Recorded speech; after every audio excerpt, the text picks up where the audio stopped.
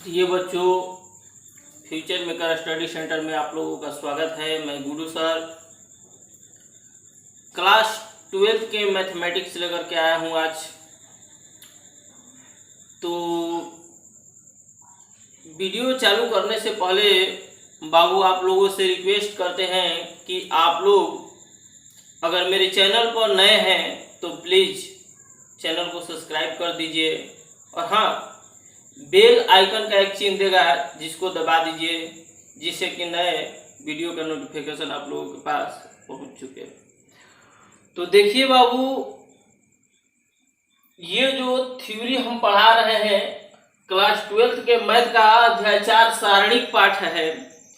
इस पाठ में आप लोगों को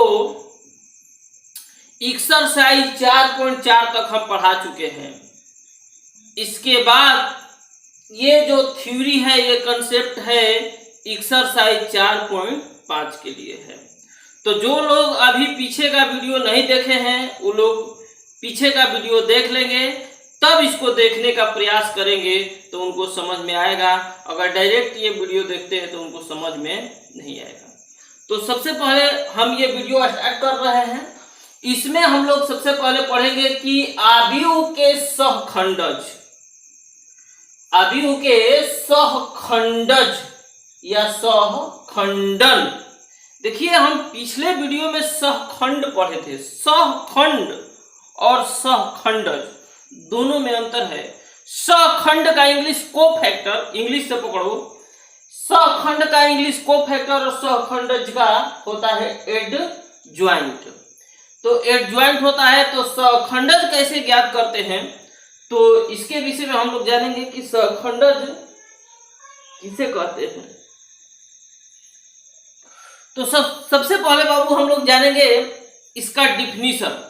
तो डिफिनीशन आप लोग देखिए, कोई वर्ग आव्यूह ए बराबर ए आई जे हो। यदि ए बराबर ए आई जे क्या है, एक वर्ग आव्यूह है हो, तो आव्यूह ए आई जे का परिवर्त आव्यूह ए का सहखंडज कहलाएगा। जैसे समझिए, ये देखिए ए आई जे एक आव्यूह है और इस आव्यूह में ए आई जे इसका क्या है, अवयव है। तो यहाँ ए आई जे है। ए आई जे का मतलब बाबू कि ये कैपिटल ए है। तो के कैपिटल ए से किसको सूचित करते हैं, कोफैक्टर को, सहखंड को। तो सहखंड, तो सहखंड दिए गए अवयव का हम संगत सहखंड निकालेंगे, उससे आव्यूह बनाएंगे। आव्यूह बनाने के बाद उसका परिवर्त करेंगे तो जो आव्यूह प्राप्त होगा, आव्यूह ए का क्या कहलाएगा, सहखंडज कहलाएगा। जहां ए आई जे, ये ए आई जे का क्या है, कोफैक्टर है। ये जो है इसका क्या है, कोफैक्टर है। तो आव्यूह ए के सहखंडज को एडज्वाइंट ए से सूचित करते हैं। इसको एडज्वाइंट ए पढ़ना, यानी कि यदि ए एक आव्यूह है, कहेगा कि इसका सहखंडज ज्ञात कीजिए, तो हम लोग इसको एडज्वाइंट ए से सूचित करेंगे। इसके सहखंडज को किससे सूचित करेंगे, एडज्वाइंट ए से। तो अब जैसे हाथ में मैथमेटिकल ढंग से देख लेते हैं। जिसे मान लो कि ए बराबर, देखिए एक आव्यूह दिया है 3/3 कोटि का। हमें इसका बाबू क्या करना है कि सहखंडज ज्ञात करना है। क्या करना है, सहखंडज ज्ञात करना है। तो सहखंडज कैसे ज्ञात करेंगे देखते हैं। ये आव्यूह दिया है, ऐसे क्वेश्चन दिया रहेगा, इसका सहखंडज कहेगा ज्ञात करने के लिए। तो सबसे पहले क्या करेंगे कि इसमें 9 गो अवयव है, तो 9 का सहखंड निकालेंगे, कोफैक्टर निकालेंगे। जब 9 का कोफैक्टर निकल जाएगा तो इसका कोफैक्टर देखो ये है, इसका कोफैक्टर ये है, इसका कोफैक्टर ये है, इसका कोफैक्टर ये, इसका कोफैक्टर ये, इसका कोफैक्टर ये, सबका निकाल लेंगे। और निकालने के बाद जैसे है उसी तरह से आव्यूह में क्या करेंगे, सजा लेंगे। पहले कोफैक्टर अलग अलग निकालेंगे, इसके बाद इससे एक आव्यूह बनाएंगे। इसका क्या करेंगे, परिवर्त। परिवर्त समझ रहे हैं, आव्यूह में पढ़ाए हैं। परिवर्त का मतलब होता है ट्रांसपोज, यानी पंक्ति को स्तंभ बना दो, स्तंभ को पंक्ति। तो इसके इस अवयवों के कोफैक्टर से बने आव्यूह का परिवर्त कर देंगे। तो जो आव्यूह प्राप्त होगा वही इसका क्या कहलाएगा, सहखंडज, एडजॉइंट कहलाएगा। तो देखिए यहाँ परिवर्त करना है तो यहाँ परिवर्त कर दिए हैं। देखिए पहला पंक्ति A11 A12 A13 A11 A12 A13, दूसरा पंक्ति दूसरा स्तंभ में और तीसरा पंक्ति तीसरा स्तंभ में। इस तरह से हम लोग क्या निकालते हैं, सहखंडज। इस एक्सरसाइज में हम लोगों को सबसे अगर इम्पोर्टेंट चीज ज्ञात करने सीखना है तो वो है सहखंडज, एडजॉइंट। अगर एडजॉइंट ज्ञात करने सीख जाते हैं तो हम लोगों के लिए एक्सरसाइज 4.5 4.6 दोनों एकदम जीरो हो जाएगा। लेकिन जब सहखंडज निकालने सीख जाएंगे तब। चलिए अब देखते हैं, इसमें सबसे छोटी बात है व्युत्क्रमणीय अवयव, नॉन सिंगुलर मैट्रिक्स। व्युत्क्रमणीय अवयव क्या होता है, तो व्युत्क्रमणीय अवयव का परिभाषा हम आप लोगों को अवयव चैप्टर जब पढ़ा रहे थे तो उसमें भी बताए थे। लेकिन यहाँ हम लोग डिटरमिनेंट चैप्टर पढ़ रहे हैं तो डिटरमिनेंट का प्रयोग करके हम लोग अवयव के व्युत्क्रमणीय होने का शर्त जानेंगे कि कब उसको व्युत्क्रमणीय कह सकते हैं, कब व्युत्क्रमणीय नहीं कह सकते हैं। तो इसमें बाबू देख रहे हैं, कह रहे हैं व्युत्क्रमणीय अवयव नॉन सिंगुलर मैट्रिक्स। तो व्युत्क्रमणीय किसी अवयव को व्युत्क्रमणीय अवयव कब कह सकते हैं, यानी कब कह सकते हैं कि इसका व्युत्क्रम ज्ञात करना संभव है। तो कहेंगे कि यदि A एक वर्ग अवयव है, यदि A एक वर्ग अवयव है तो यह व्युत्क्रमणीय अवयव कहलाता है यदि determinant A is not equal 0। अगर डिटरमिनेंट A का वैल्यू निकालेंगे, यदि A एक अवयव दिया है वर्ग अवयव, हमें चेक करना है कि व्युत्क्रमणीय है कि अव्युत्क्रमणीय है, तो सबसे पहले हम लोग डिटरमिनेंट A का मान निकालेंगे। और डिटरमिनेंट A का मान अगर 0 न है, 0 के बराबर नहीं है, अगर 0 न है तो कहेंगे क्या है, व्युत्क्रमणीय। क्या है, व्युत्क्रमणीय है। जैसे में देख लेते हैं, देखिए A बराबर 1 2 3 4। यहाँ देखिए A एक वर्ग अवयव है। अब डिटरमिनेंट A निकाल लेते हैं, 1 2 3 4। अब यहाँ देखिए 4 एकम 4 अब माइनस 3 दूना के 6, 6 में से 4 घटा -2, डिटरमिनेंट A का वैल्यू 2 आ गया, -2। माइनस में आए चाहे प्लस में, अब देखिए कि डिटरमिनेंट A का वैल्यू -2 है, क्या 0 है, तो 0 नहीं है तो determinant A is not equal 0।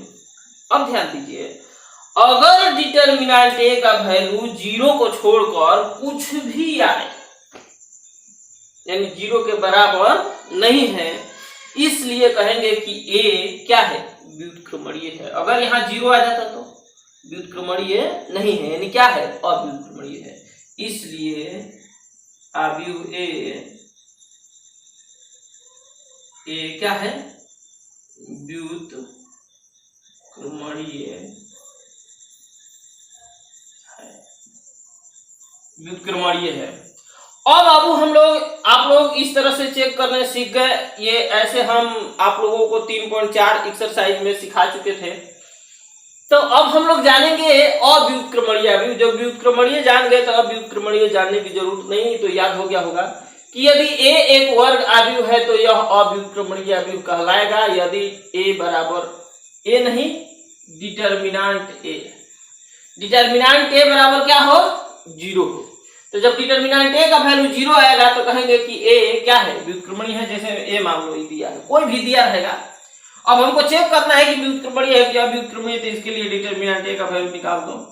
1 2 3 6, 6 कम 6 -3 दूना के 6, 6 में से 6 घटा। बताइए डिटरमिनेंट A का वैल्यू 0 है, इसलिए कहेंगे कि A क्या है, A एक क्या, अव्युत्क्रमणीय, अव्युत्क्रमणीय क्या है बाबू, अवयव है।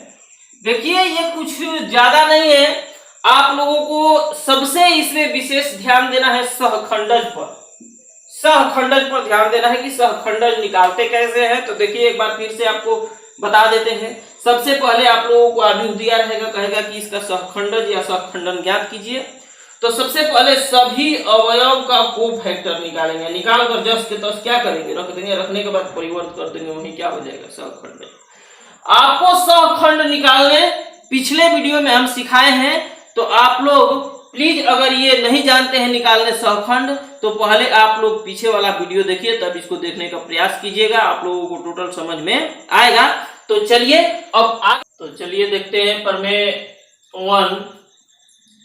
प्रमेय 1 कह रहा है कि यदि ए कोई एन कोटि का वर्ग आव्यूह है तो ए इंटू एडज्वाइंट ए बराबर एडज्वाइंट ए इंटू ए बराबर होता है डिटर्मिनेंट ए इंटू आई, जहां आई एन कोटि का तत्समक आव्यूह है। देखिए बाबू, इसको हम सिद्ध कराएंगे। तो सबसे पहले ये क्वेश्चन ऑब्जेक्टिव में भी पूछ सकता है या सब्जेक्टिव में भी पूछ सकता है। मान लो कि ये पूछ देगा कि ए इंटू एडज्वाइंट ए बराबर होगा, ऑप्शन में ये रहेगा, तो आप लोग इसको याद रखिएगा, ए इंटू एडज्वाइंट ए बराबर भी इतना होगा और एडज्वाइंट ए इंटू ए बराबर भी इतना होगा, या ये तीनों क्या है, एक दूसरे के बराबर है। तो सबसे पहले हम लोग देख रहे हैं कि इसको सिद्ध करने के लिए देखिए कोई आव्यूह का एग्जाम्पल नहीं लेगा, हम लोग मान लेते हैं, माना कि ए बराबर ले लेते हैं A11, A12, A13, A21, A22, A23, A31, A32, A33, ये आव्यूह मान लिए हम। तो चलिए ए का जरूरत है, फिर किसका जरूरत है, एडज्वाइंट ए का, तो एडज्वाइंट ए निकाल लेते हैं, एडज्वाइंट ए। तो एडज्वाइंट ए निकालने के लिए बताए थे कि सबका कोफैक्टर निकाल के परिवर्तित कर देंगे। तो चलिए A11, A12, A13, फिर A21, A22, A23, A31, A32, A33 का परिवर्त निकाल देते हैं। तो अब देखते हैं एडज्वाइंट ए। एडज्वाइंट ए है पहला पंक्ति पहला स्तंभ में, तो A11, A12 और A13, फिर ए दूसरा पंक्ति दूसरा स्तंभ में A21, A22, A23, तीसरा पंक्ति तीसरा स्तंभ में A31, A32, A33। इस तरह से बाबू हम लोग इसका एडज्वाइंट भी क्या किए, निकाल दिए। अब हम लोग क्या करेंगे कि ये लेकर चलेंगे, चूंकि A इंटू एडज्वाइंट है, ध्यान दीजिएगा, लिखेंगे कि चूंकि A इंटू एडज्वाइंट ए, चलिए पहले ए रख देते हैं, तो ए रखेंगे तो ए को रख दो, A11, A12, A13, A21, A22, A23, A31, A32, A33 into adjoint ए यहाँ है, तो A11, A12, A13, A21, A22, A23 मिला लीजिएगा आप लोग, A31, A32, A33। इसके बाद बाबू हम लोग क्या करेंगे, गुणा करेंगे, दोनों आव्यूह में गुणा करेंगे। जो लोग गुणा जानते हैं, आव्यूह में पढ़ चुके हैं, उनके लिए आसान है, जो लोग नहीं पढ़े उनके थोड़ा कठिन होगा।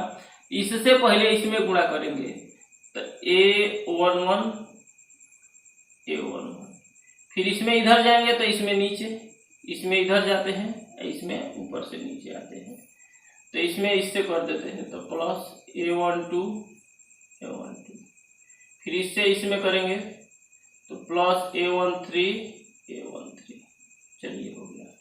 अब इस पंक्ति से फिर इस स्तंभ में करेंगे तो हो जाएगा A11,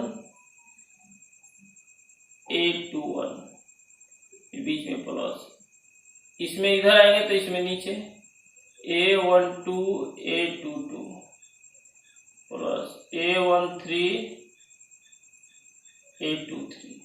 चलिए हो गया, इस तरह से हो गया। अब फिर इसी पंक्ति से इस स्तंभ में करते हैं, तो यहां ध्यान देंगे कि A11 A31 plus A12 A32 plus A13 A33।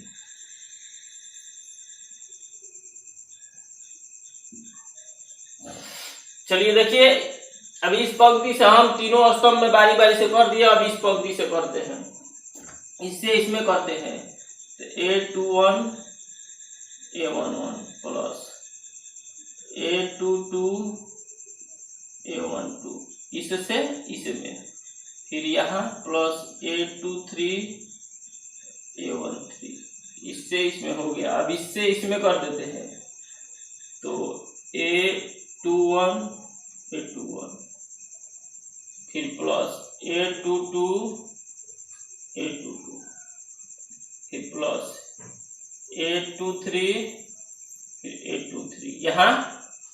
चलिए अब फिर हम क्या करते हैं कि इससे इसमें करते हैं, तो A21 A31 plus A22 A32 plus A23 A33।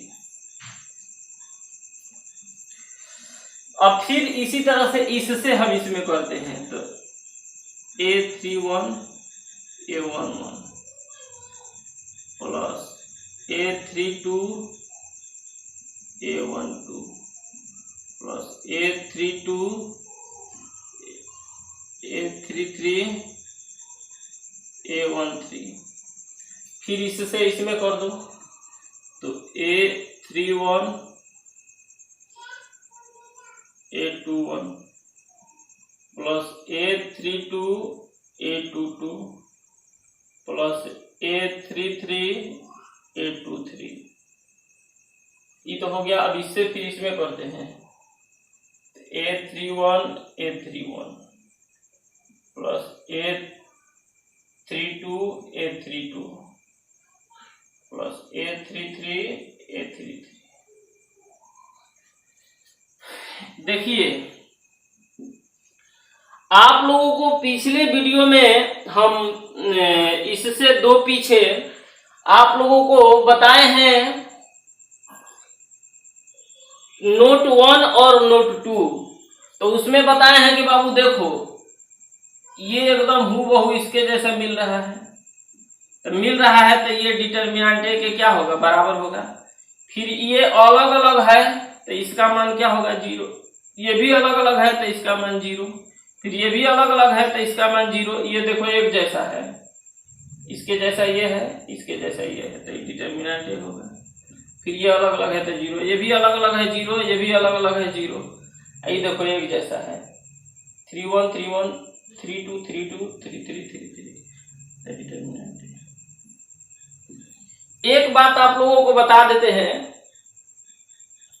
कि सबसे पहले देख रहे हैं कि ये आव्यूह है, आव्यूह में सब में से डिटर्मिनेंट ए कॉमन होगा,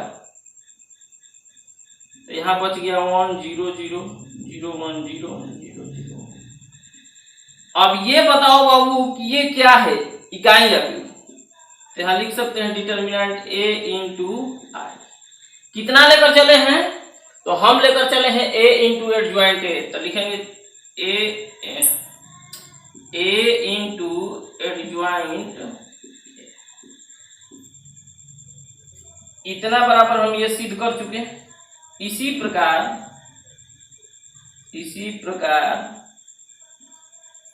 ए इंटू एडजॉइंट ए बराबर एडजॉइंट ए इंटू ए बराबर डिटर्मिनेंट ए इंटू आई। इसी तरह से हम लोग क्या कर सकते हैं, इसको सिद्ध कर सकते हैं। तो अगला टॉपिक देखते हैं। तो चलिए अब प्रमेय 2 देखते हैं। प्रमेय 2 कह रहा है कि यदि ए n कोटि का कोई वर्ग आव्यूह है तो एडज्वाइंट ए का होल डिटर्मिनेंट बराबर होता है डिटर्मिनेंट ए का पावर n माइनस 1।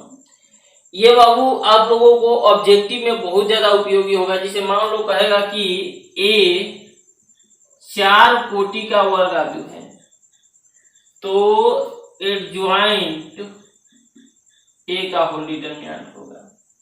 दे देगा ऑप्शन में कि डिटर्मिनेंट ए का पावर 4, डिटर्मिनेंट ए के पावर 3, डिटर्मिनेंट ए के पावर 2 या डिटर्मिनेंट ए कौन होगा।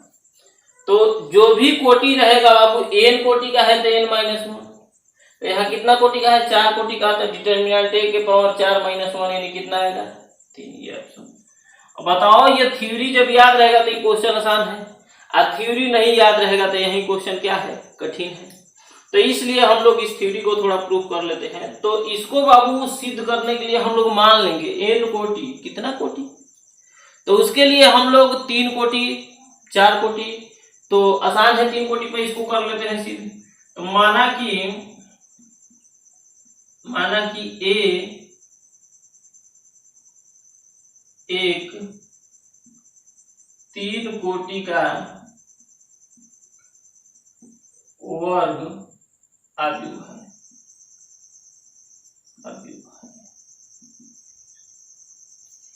ए मान लिया कि 3 कोटि का वर्ग आव्यूह है। अब हम लोग लिख लेते हैं कि चूंकि हम जानते हैं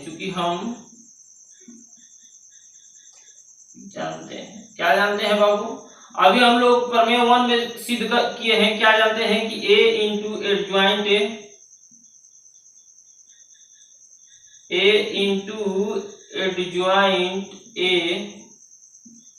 बराबर एडज्वाइंट ए इंटू ए बराबर डिटर्मिनेंट ए इंटू आई। हम लोग इसको सिद्ध कर चुके हैं। तो हम लोग क्या करते हैं कि इसमें से कोई 2 को ले लेते हैं, तो कोई 2 को ले लेते हैं क्योंकि इसमें हमको इधर एडज्वाइंट चाहिए। तो लिखेंगे चूंकि a इंटू एडज्वाइंट ए बराबर डिटर्मिनेंट a इंटू आई। इसको सिद्ध करने के लिए बाबू देखो हमें क्या करना है कि इस i का मान रख देंगे, क्योंकि इधर डिटर्मिनेंट चाहिए i नहीं चाहिए, तो i का मान रख देते हैं। तो a into adjoint a determinant a, इस i 3 कोटि का है क्योंकि a जब 3 कोटि का तो i भी 3 कोटि का। 1 0 0 0 1 0 0 0 1। अब क्या करेंगे कि हम लोग डिटर्मिनेंट a से इसमें गुणा कर देंगे, तो सब में गुणा होगा।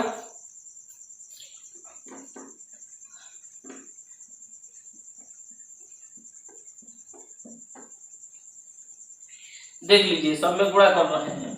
तो a इंटू एडज्वाइंट a बराबर determinant a 0 0 0 determinant a 0 0 0 determinant. अब आप लोगों को बता दें कि हमें ये जो एडज्वाइंट है डिटर्मिनेंट में चाहिए, तो दोनों तरफ हम सारणिक ले लेते हैं। दोनों तरफ सारणिक लेने पर तो इधर सारणिक ले लेते हैं a इंटू एडज्वाइंट, इधर भी सारणिक डिटर्मिनेंट 0 0 0 इंटू डिटर्मिनेंट 0 0 0। अब ध्यान दो, आप लोगों को प्रॉपर्टी में पढ़ाया गया था, यानी कि एक्सरसाइज 4.2 के जो थ्योरी पढ़ाए थे उसमें पढ़ाए थे ये कि a और b समान कोटि का आव्यूह है तो a इंटू बी का होल डिटर्मिनेंट बराबर determinant a into determinant b। पढ़ाया गया होगा, अगर नहीं पढ़ाया गया होगा तो आप लोग इसको नोट कर सकते हैं। तो ये बताओ कि जितना कोटि का a होगा उतना ही कोटि का एडज्वाइंट a होगा, क्योंकि आप लोग जब एडज्वाइंट a निकाले थे तो उसका कोटि और a का कोटि देख लेना। तो ये 2 का आव्यूह है अलग अलग, तो दोनों गुणा में है, तो मान लो ये ए का काम करे, ये बी का काम करे, तो अलग अलग डिटरमिनेंट कर दो, डिटरमिनेंट ए इंटू एडज्वाइंट ए का होल डिटरमिनेंट। इसमें क्या करते हैं, सारणी में आप लोगों को पता है कि किसी पंक्ति से या किसी स्तंभ से कॉमन करते हैं। तो मान लो पहला पंक्ति से डिटरमिनेंट ए कॉमन, फिर दूसरा पंक्ति से डिटरमिनेंट ए कॉमन, फिर तीसरा पंक्ति से डिटरमिनेंट ए कॉमन। इसके बाद यहाँ बच जाएगा 1 0 0 0 1 0 0 0। अब बाबू हम लोग क्या करेंगे कि डिटरमिनेंट ए से डिटरमिनेंट ए कट जाएगा, तो यहाँ बच जाएगा एडज्वाइंट ए का होल डिटरमिनेंट। यहाँ हो जाएगा डिटरमिनेंट ए कब है 2 गो तो पावर 2, इसका वैल्यू क्या हो जाएगा 1, निकाल कर देख लेना। इससे मान लो विस्तार कर देंगे तो 1, इसका पंक्ति स्तंभ छोड़ेंगे तो इसका 1 1 1 से गुणा करेंगे, तो एडज्वाइंट ए इसमें गुणा करेंगे तो यही आएगा। तो ये डिटरमिनेंट ए के पावर 2 है, तो इसको लिख सकते हैं कि 3 - 1 2 ना आएगा। अब आप लोग देखिए यहाँ 2 के जगह क्या 3 यानी 3 - 1, तो 3 कोटि का है, तो यहाँ 3, तो n कोटि का होगा तो n, इसलिए एडज्वाइंट ए बराबर डिटरमिनेंट ए के पावर n-, ये क्या हुआ प्रूफ हुआ। इस तरह से हम लोग इसको क्या करेंगे प्रूफ कर लेंगे। तो चलिए अब आगे का थ्योरी देखते हैं। इसको अगर नहीं समझ में आएगा तो घबराना नहीं है, बस ये थ्योरी याद रखना है, सिद्ध करने आए चाहे ना आए, लेकिन ये कंसेप्ट आप लोगों को ऑब्जेक्टिव के लिए क्या करना है याद रखना है। तो चलिए प्रमेय 3 देखते हैं।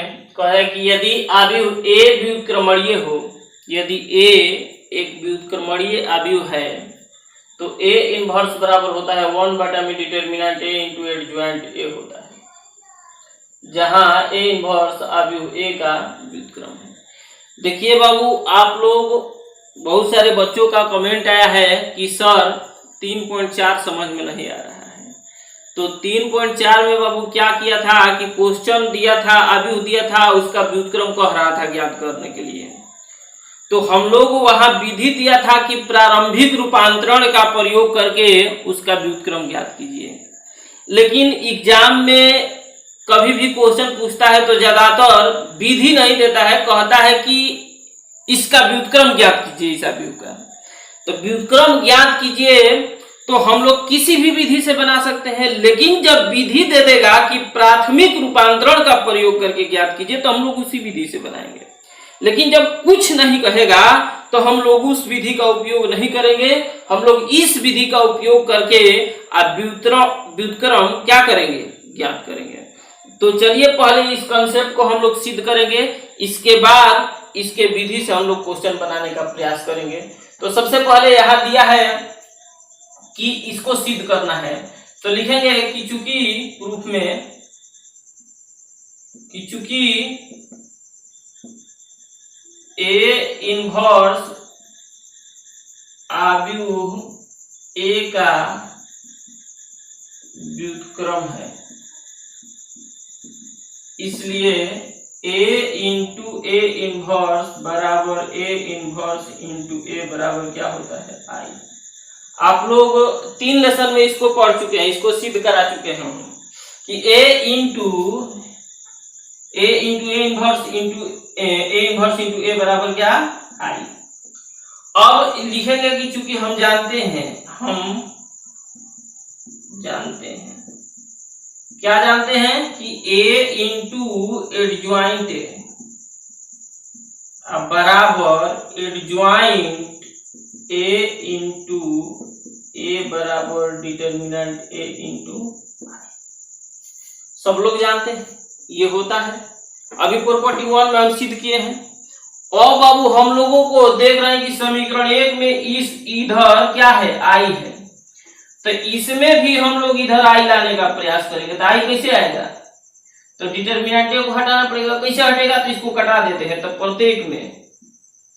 प्रत्येक में डिटरमिनेंट ए से क्या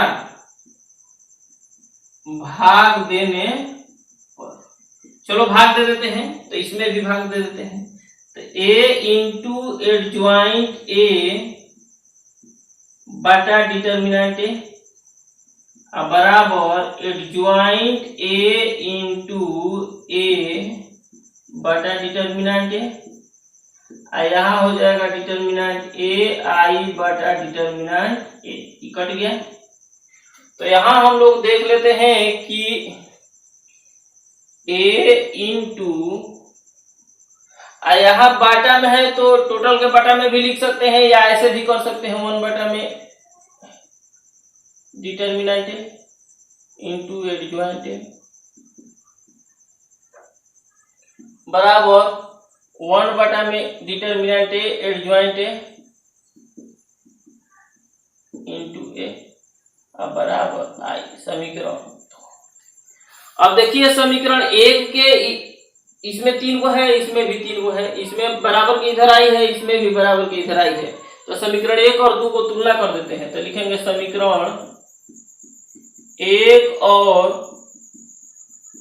2 की तुलना करने पर